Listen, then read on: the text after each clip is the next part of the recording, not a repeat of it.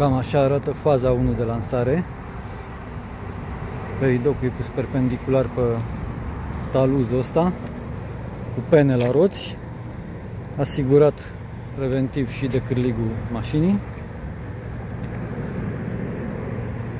Urmează să desfrânez vinciul.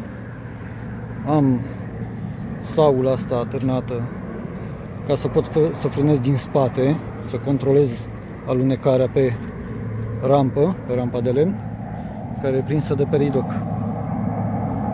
E prima dată când lansez cu motorul.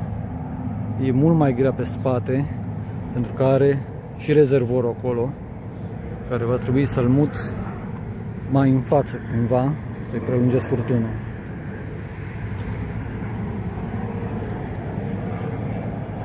Să vedem ce iese.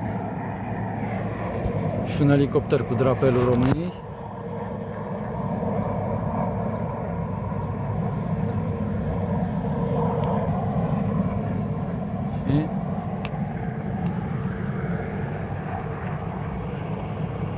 Cam așa.